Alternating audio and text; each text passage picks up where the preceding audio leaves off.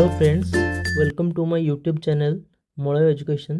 तो आज आम षष्ठ क्लास तृतीय चैप्टर जोटा कि खाद्यर परिष्करण तार क्वेश्चन आंसर हम डिस्कसन करवा।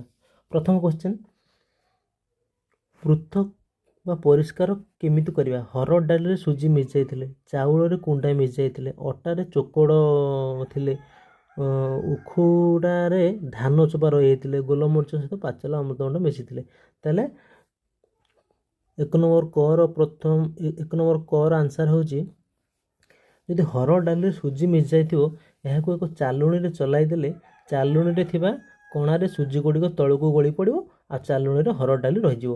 कारण हरड़ डाली साइज बड़, हरड़ डाली रही, सुजीर साइज छोट बोली सुजी तलू चालुणी द्वारा पलि आस। चाउल कुंडा थिले कुला साहाय्य पाछुड़ी देले एथिरे कुंडा अलग हो। अन्य एक उपाय चाउल को कुलारे धरी ऊपर तलू धीरे धीरे ढालिले पवन द्वारा हालुका कुंडा चाउल ठाରୁ अलग हो। जेहेतु चाउलटा ओजनिया से रही कुंडाटा उड़ीक आगू पलि जाओ। ग नंबर, अटारे चोकड़ मिसिले अटा चलारे चलईदे चालुणीर कणार अटा गुड़िक तलू गली पड़ो और चोकड़ रही। जेहेतु चोकड़टा टिके माने कौन अटा ठू टिके रुक्ष सेटा ऊपर रही, अटाटा जेहेतु पतला से तलू गली चालुणी द्वारा। उखुड़े धान चोपा लगी खई चलारे चालुणी चलईदे चालुणीर कणार धान चोपा गली पड़ो और चालुणी उखुड़ा रही। 1 नंबर क्वेश्चन, गोलमरीच सहित जो अमृतभंडा मंजी मिसाई से जल मिसाओ। जदि गोलमरीच सहित मिसाई अमृतभंडा मंजी जदि जल मिसाई दबा अमृतभंडा मंजी जल भाषिब और गोलमरीच जल बुड़ीज। धीरे धीरे ऊपर जल को अन्य पात्र को अलग करदे गोलमरीच और अमृतभंडा मंजी आम अलग कर।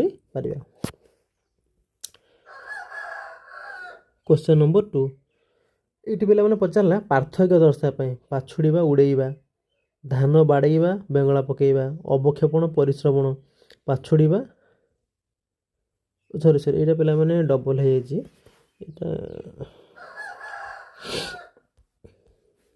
तीन क्वेश्चन दे तुम है। फास्ट है पाछुड़ा प्रणाली हालुका पदार्थ ओजनिया पदार्थ ठारू अलग होता है।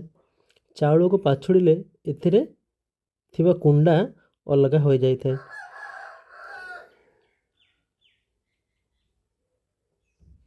उड़ेवा प्रणाली चाउल को कुलार धरी अलग करा जाए।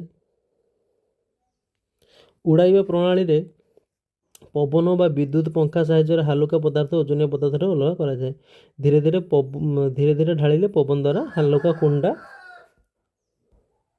काठीपत्र अलग हो जाए। धान बाड़ेवा बेंगला पकेवा, फास्ट धान बाड़ेवा, धान रे नड़ा रही भाड़ी बा घोड़िया साहाय्य बाड़े अमल करा जाए। धान बाड़ेवा कार्य व्यक्ति द्वारा होता है। बेंगला पकेवा, धान पेंडा कटा होई आसिले बेंगला साहाय्य धान अमल करा जाए। बलद बा महिषी साहाय्य धान बेंगला पका जाए। एबे तो बलद महिषी नुहे, एबे हमरो जो प्राची मेसीन अच्छी द्वारा आम करदे पारुछंती। अवक्षेपण और परिश्रवण पे मैंने अवक्षेपण कौन ना जल सहित मिश्र रही अद्रवणीय कठिन ओजनिया पदार्थ को अवक्षेपण पद्धति पृथक करा जाए। तले कठिन ओजनिया पदार्थ बसी जाए अवक्षेपण कह जाए। सोरिष तेल अवक्षेपण पद्धति परिष्कार करा जाए थाए। आउ केमी पे करते जो आमर गोलिया पानी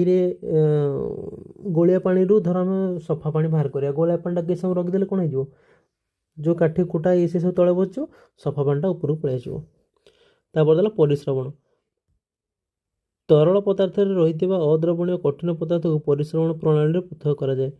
कना जाली फिल्टर पेपर साहाय्य छाणीबा को परिश्रवण कह जाए। परिश्रवण प्रणाली छेनारू पानी अलग करा जाए। केउ प्रणाली आवश्यक, कुला चालुणी फिल्टर पेपर।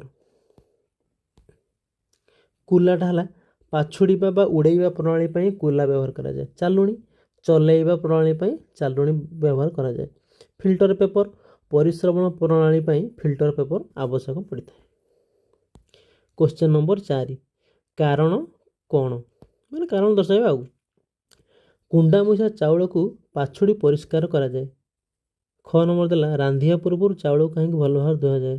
ଗ ନମ୍ବର ଦେଲା ବେସନ ଓ ମଇଦା ମିଶ୍ରଣକୁ ଚାଲୁଣି ଦ୍ୱାରା ପୃଥକ କରାଯାଇ ପାରିବ ନାହିଁ କାହିଁକି। କ କ୍ୱେଶ୍ଚନ୍, ପାଛୁଡ଼ିବା ପ୍ରଣାଳୀରେ ହାଲୁକା ପଦାର୍ଥ ଓଜନିଆ ପଦାର୍ଥ ଠାରୁ ଅଲଗା ହୋଇଥାଏ। କୁଣ୍ଡାମିଶା ଚାଉଳକୁ କୁଲା ସାହାଯ୍ୟରେ ପାଛୁଡ଼ି ଦେଲେ ସେଥିରୁ ହାଲୁକା କୁଣ୍ଡା ଅଲଗା ହୋଇଯାଇଥାଏ ଓ ପରିଷ୍କାର ଚାଉଳ ମିଳେ। ଚାଉଳକୁ ପାତ୍ରରେ ପୁରାଇ ଘୋଡ଼ାଇ ଧୋଇ ଦେଲେ ସେଥିରେ ଥିବା ହାଲୁକା କୁଣ୍ଡା ଜଳରେ ଭାସିବ ଓ ଚାଉଳ ପାତ୍ରରେ ବସିଯିବ। ଧୀରେ ଧୀରେ ଉପର ଜଳ ସହିତ କୁଣ୍ଡାକୁ ବାହାର କରିଦେଲେ ପରିଷ୍କାର ଚାଉଳ ମିଳିବ। ତେଣୁକରି ରାନ୍ଧିବା ପୂର୍ବରୁ ଚାଉଳକୁ ଭଲ ଭାବରେ ଧୁଆଯାଏ। ଆଉ କ'ଣ ପାଇଁ ପିଲାମାନେ ଚାଉଳକୁ ଭଲ ଭାବରେ ଧୁଆଯାଏ?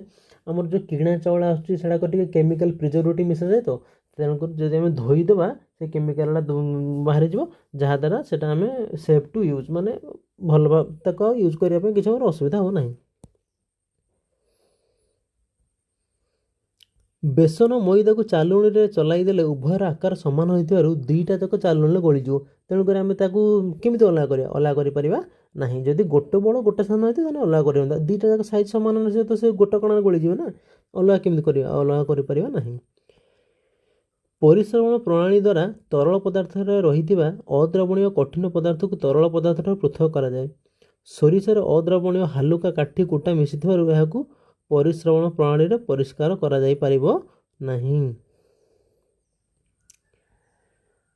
ଗୋଟା ବିରି, ସୋରିଷ, ବୁଟ ମିଶାଇଥିଲେ କେମିତି ଆମେ ପୃଥକ କରିବା?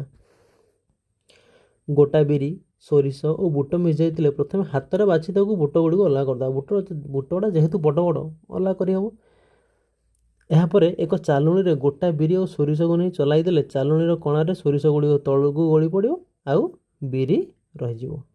ପିଲାମାନେ ତୁମର ଏଇଠି ତୃତୀୟ ନମ୍ବର ଚାପ୍ଟର ଯାହାକି ଥିଲା ଖାଦ୍ୟର ପରିଷ୍କରଣ।